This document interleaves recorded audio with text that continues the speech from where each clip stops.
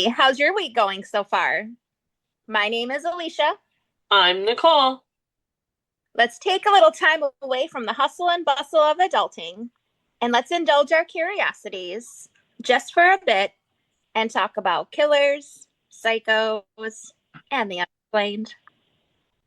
Today we are venturing into Louisiana to talk about Clementine Barnabette and Sean Vincent Gillis. Welcome to Louisiana, where Sean Vincent Gillis murdered at least 8 women, mutilated some ritualistically from 1994 until 2004. A real life Jekyll and Hyde. Oh, Yeah. Sean was born June 24th, 1962, in Baton Rouge, Louisiana. He was the son of Yvonne and Norman Gillis. Sean was mostly raised by his mother and grandparents. His father, Norman, apparently drank alcohol often and would get aggressive. One night, he had held a gun to Yvonne and Sean's head and I guess just went off the deep end. And he was like deemed unstable and he was taken away to like a mental facility. This incident would stay with Sean, causing him anger and insecurities. When Sean was just 17, he was already getting into trouble and he just continued to accrue charges. Traffic citations, DUIs, possession of marijuana, all those types of things. So small crimes, like traffic violations, small crimes. right. In 1992, his mother left him to move somewhere else for some career that she was, I guess, pursuing. Not quite sure, but she left him the whole house. So now he gets to have this whole house to himself, alone. Is he at least an adult? Yeah. Okay. Yeah, he was 30. Okay, sorry. My math was not mathing in my head. You said 17 and then jumped forward to 92 and I didn't put the two together. Yeah. Oops. He started getting in trouble at 17. Yeah. And then by the time he was 30, his mom's like, yeah, I'm going to go see what my interests are somewhere else. Goodbye. Why And are you still living at home with your mama at 30? she left him a whole house. So, I mean, he's fine. She didn't just like up and leave him with nothing, but in March of 1994, Sean met Terry Lemoyne and they started dating. Terry noticed that Sean was very into like pornography, but also looking at dead women's bodies on the internet. And apparently, their relationship struggled due to this. Terry worked in the evenings, and that gave Sean time to drive up and down the streets in Baton Rouge looking for prostitutes or wanderers. Sean's first victim was Anne Bryan. She was 82 years old and living in an assisted living facility called St. James Place, which was apparently like either really close to his residence or where Terry worked. So he passed this place often. On March 20th, 1994, when the nurse came in to help her with her medications, she found Anne's body. Sean said like he had intended on raping her, but I guess her screaming like freaked him out. So he just decided to slash her throat and stab her around 50 times instead. Wait, no one heard her screaming? No. Oh. But it was enough to freak him out, so he didn't rape her body at this time, but he cut her up pretty good. January 4th, 1999, Catherine Hall's body was discovered. So this is like almost 5 years later. Catherine was a prostitute, and unfortunately, Sean was able to pick her up. He murdered her, mutilated her post mortem, and then placed her like at the end of a road under a sign that had said dead end. Her jacket and personal items were found somewhere across town, but there weren't really any other leads at this time. They did collect some DNA evidence, but they just didn't have a match or much to go on at that time. In May 1999, Sean spent 3 weeks stalking Hardy Schmidt, who was 52. She would jog like up and down this road called Quail Run Drive. So he would drive around and watch her until one day, May 30th, he decided to hit her with his car, knocking her into the ditch. He wrapped wire around her neck and forced her like into his vehicle.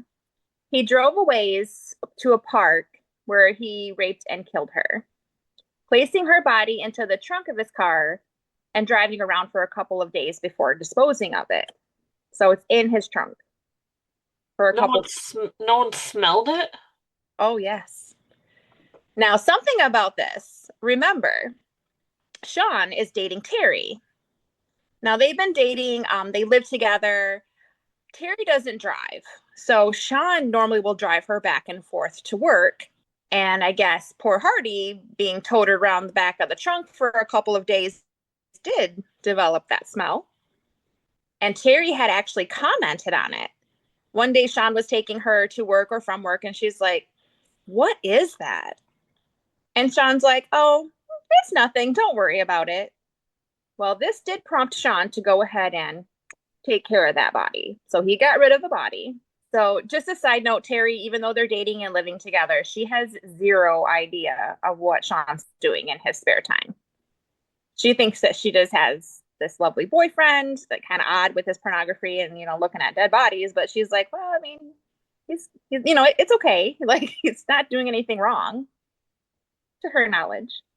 In January 2003, Johnny Mae Williams disappeared. Her body would be found 9 months later on October 9th of 2003. She had been strangled and both of her hands had been severed and removed at the wrist and not at the scene. So basically, he cut her hands off and took them with him, kept them. He needed a trophy.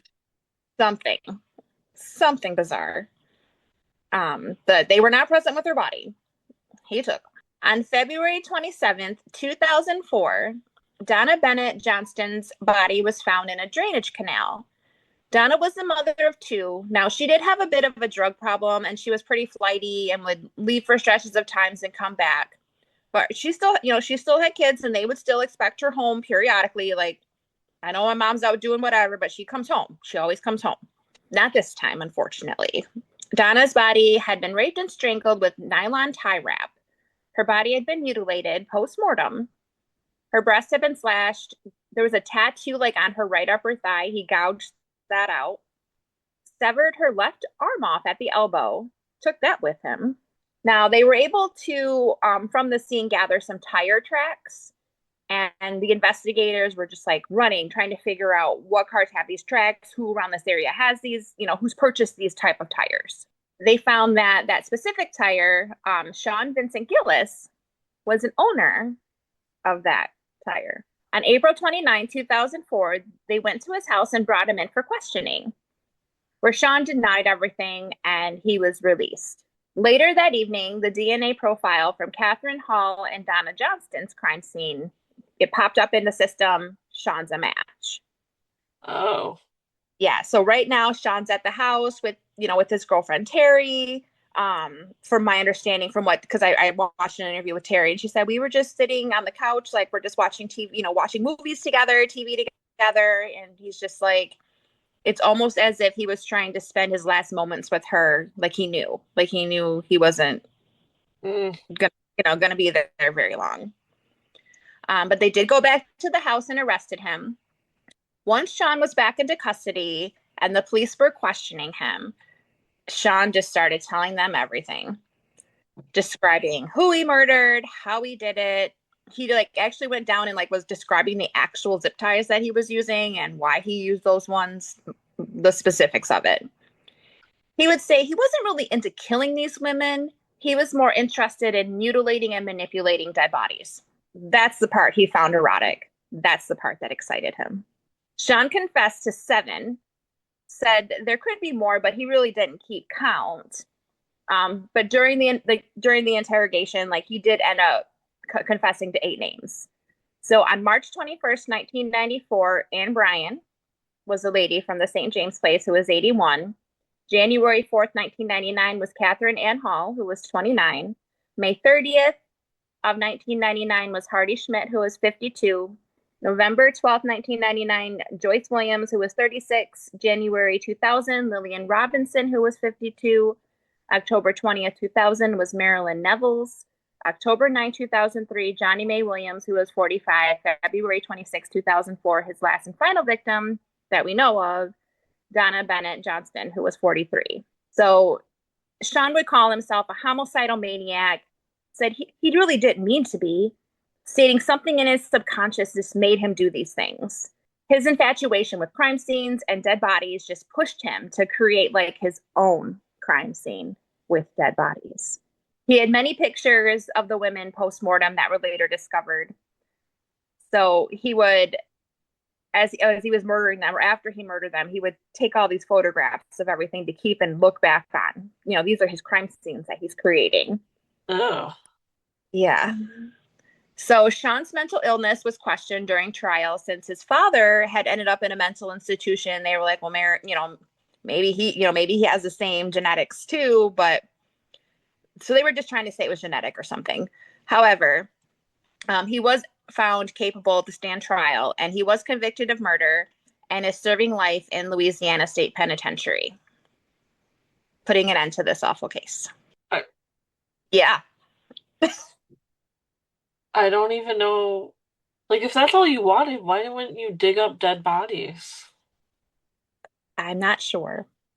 Maybe because, I mean, if you think about how much more that would entail, how I, much to yeah, get, I guess.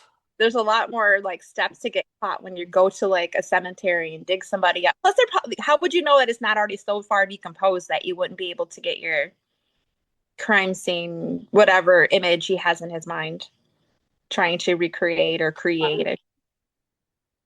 It just flabbergasted, that's all.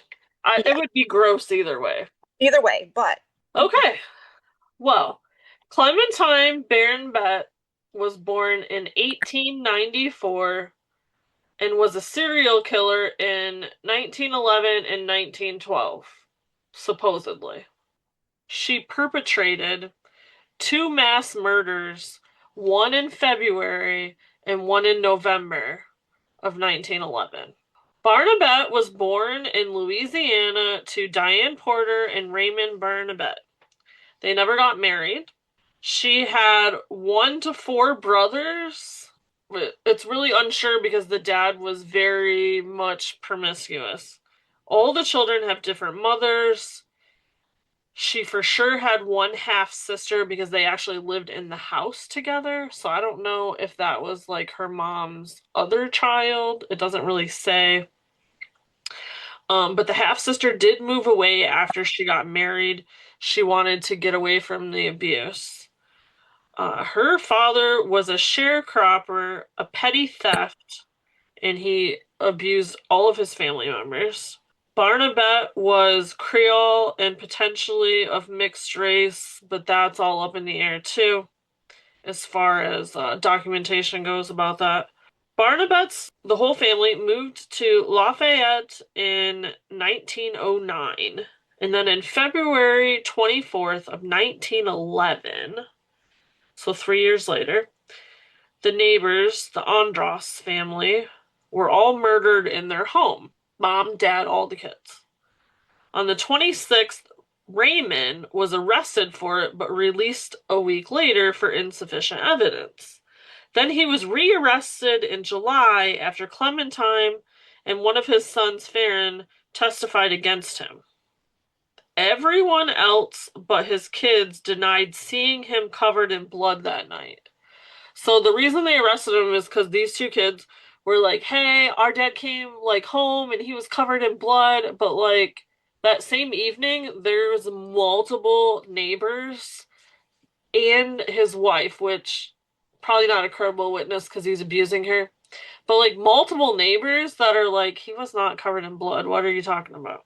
So he was still convicted on October 19th and sentenced to be hung for these crimes. And then on November 27th, 1911, Norbert and Azima Randall and their 4 children were murdered in a similar manner to the Barnabette, or in a similar manner to the family that Barnabette is on, like, gonna be hung for, right? and he's detained, so obviously he couldn't have done that. He didn't do it. So, and these people lived a few blocks away from where his daughter Clementine lived with this family as an in-house housekeeper. She was arrested the same day because they found blood on the back gate, and when they searched her room, they found clothes in her room that had blood on them. During the trial for both Andreas and Randall murders, Barnabette acted erratically and laughed. So she's obviously crazy. She admitted to her role in both cases and testified she acted under the orders of the Church of Sacrifice. She is saying she committed all 10 murders because the families had refused to obey a message from God. Also, that she had accomplices. Now, they've been trying to get her to give up these accomplices for like ever, and she's not having it. She's just not. She finally does confess to murdering a woman and her children in a town called Rain while visiting her sister, the one that had moved away. They arrested her, one of her other brothers, Zephyrin, and two more men, and somebody called Reverend King Harris. He is the Reverend who was like leading this church of sacrifice, by the way. By the end of January of 1912, the murders of 26 black Louisiana residents were attributed to the Church of Sacrifices and ritualistic human sacrifices without evidence. So Well, she what was the Church of Sacrifices like a real cult, or was it just her? no, so it was a real cult.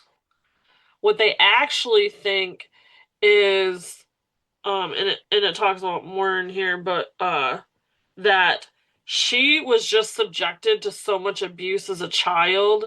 She doesn't know right from wrong. She doesn't know. It kind of sounds like maybe the dad also was a part of this, even though he denies it to the end, okay? It sounds like maybe he got her involved in this church of sacrifice. So they're just It, telling she's it's just a whole church. and she's just doing it. It's a whole church congregation, Elisa. Imagine walking into a church of like 100, 200 people, okay? These people come to church every week. But there's five people, supposedly, two men, two women, and the Reverend, who are committing all these murders. Wow. Like a subgroup, a subgroup of the Church of They're Sacrifices. basically just taking matters into their own hand, Mm, saying God told them to murder these people because they're whatever. doing things they're not supposed to be doing, right? So while she was in custody, the murders continued. So this is how they knew that even if she was part of commit, because they weren't even really sure if she actually committed any of the murders or she was just present for them or heard about them secondhand. They're still unsure of that. And so while she's in custody, more murders are happening. On April 2nd, Bernadette confessed to involvement in 35 murders, claiming to have committed 17 of them herself, later changing the number to 20. So she keeps changing her story. She keeps changing what happened or didn't happen or all these things. So this is why they're never sure of what she did or didn't do. She also said they never knew who the victims would be. Like they were Plus, playing. they're if they're quote, doing something wrong or something that they don't agree with, how would they know who they're going to murder? I don't know who's picking. I don't know if it's the Reverend, Hmm. another group of people. Just draw names out of hats. This is who we're doing. Later, she confessed to reporters and was excited to have her picture in the paper, like was going around bragging about it. Her father was again arrested, and again he denied it, saying she went out that night. He later found her bloodied clothes, but he never told police any of the times he got arrested. He never once tried to turn her in. The media started to run wild with their own theories. Of course. So the Barnabette trials began on October 21st of 1912. A team of doctors declared her sane, and she was considered morally depraved, unusually ignorant, and of low grade of mentality, but not deficient enough to be considered an imbecile. So they put her on trial. Her own attorney called her confessions unreliable as a result of her abusive childhood and questioned the forensic methods used to match the blood of the Andreas family. So they're saying they found like blood on the gate, right? But like DNA isn't a thing yet. So like the blood was it a huge patch of blood? Was it a little droplet of blood? Like, how much blood are we talking? The blood you found on her clothes, like, was it from her cycle, or she cut herself, or like there was a significant amount of blood? Like, what are we talking about? On October 25th, she was convicted of the murder of Azema Randall and sentenced to life in prison. So they only ever convicted her of one person's murder. And on July 31st, 1913, she escaped for a few hours, and she was later counted in the 1920 census. At that time, she would have been 25, and they counted her on that census as being in prison. And then August 28th, 1923, she was released from prison after an unspecified surgery believed to have cured her. Lobotomy? They said it wasn't a lobotomy because they weren't even doing those for like another 20 years. What'd you say? I said that was like 1940s. Yeah. So they said it definitely wasn't a lobotomy. They made that clear in what I was looking up. So they're because it was unspecified, they don't even know, like, maybe it was one of the first lobotomies they ever did to someone. They don't actually know what happened. After she was released, no one knows where she went. All victims of the Church of Sacrifice were either bludgeoned with an axe or slashed with one. Norbert Randall was the only one who was shot, and all murders happened in Louisiana or Texas. So these are the murders that they know of. January 24th, 1911, William Byers, his wife, and 3 kids. February 24th, 1911, Alexander Andrus, wife, and 2 kids. March 21st, 1911, Alfred Louis Causeway and his wife and 3 kids. November 27th, 1911, Norbert Randall, wife, and 3 kids. Now, she, remember, was only ever tried for Randall and Juris. That's the only people they ever, like, thought her or her family had anything to do with because they lived near them. January 19th, 1912, Marie Warner and 3 kids. January 20th, 1912, Felix Boussard, wife, and 3 kids. February 18th, 1912, Harriet Dove and 3 kids. November 13th, 1909, Edna Opalus and 3 kids. Now, mind you, they used to live somewhere else and they've moved. They took out whole families. Yeah. This intense. Yes. Is that it? The sin of the parents is the sin of something like that. Like, you ever heard that before? Like, your Yeah. parents this way, you're gonna be that way. Yeah. So March 27th, 1912, Ellen Monroe and 4 of her 14 kids and a lodger that was staying with them, Lyle Finque. 4 of her 14 kids. So I don't know if it's just like the last 4 kids, it doesn't really say, or if somehow a bunch of them ran out of the house and escaped. I'm unsure. April 11th, 1912, William Burton, wife, 2 kids, and a brother-in-law who lived with them. April 12th, 1912, Alice Marshall, 2 kids, and then 3 more kids were injured instead of killed. Don't know what that was about. November 23rd, 1912, William Elsie, wife, and daughter. So tons of people were arrested and released and rearrested, some being imprisoned, and others getting away with murder. Because of the axe murders, there was a heightened violence in both states from police and black people. So, like, in Louisiana and in Texas for several years, because of all these murders, the police are like being really, really cruel to black people, and black people are like beating up the police because of it. But really, they're just trying to find out who the heck is murdering all these families. Who knows if it actually cured her? Who knows if she actually ever murdered anyone? Who knows anything except for that there was for sure a church of sacrifice and families were being murdered, and it obviously had to have been more than one person. That's a lot. A lot. Very, very horrific. I couldn't even imagine having to No. go through that or be a family member and had to have heard about it, anything like that. Dang. Uh-uh. Right? Okay, well. So now let's finish this off with a little of the unexplained. Louisiana's cryptic creature is the rougarou. Spanning many generations, this legendary creature of Cajun or Creole descent folklore is said to prowl the swamps around Arcadiana and the greater New Orleans sugarcane fields and woodlands. Described as a creature with a human's body and the head of a wolf or dog, similar to werewolf legends.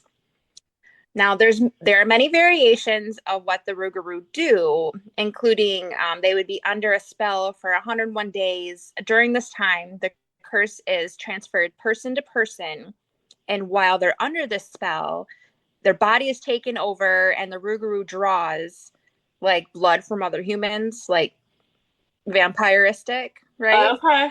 So they're human form by day, but then they're these creatures at night. Another legend is told to children to inspire obedience or fear. It's said the Rougarou will hunt down and kill Catholics that don't follow the rules of Lent.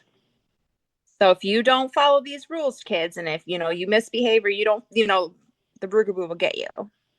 Jesus. Yeah, scare them into compliance, I guess. There are other stories, but it seems to be mostly werewolf and vampire consistent um, tendencies, individually, not at the same time, but it can go either way, I guess. I'm not really Okay. about Rougarou legends, but they really are intriguing and pretty scary. And of course, I'm sure have spawned so many movies and books and lore. And have you heard of the Rougarou? Let us know. We are interested. I have not, and I wonder if it has spawned vampires or vampires were first and then spawned this Rougarou because they wanted their own I'm not sure. It said it's spanning over generations. So this has been passed down forever and ever. forever and ever. So it's hard to say. Well, we would like to thank you for joining us in our discoveries of Louisiana this week. Please join us next week while we travel to Maine. Don't forget to like and subscribe so you don't miss our adventures next week into killers, psychos, and the unexplained. Bye bye. Bye!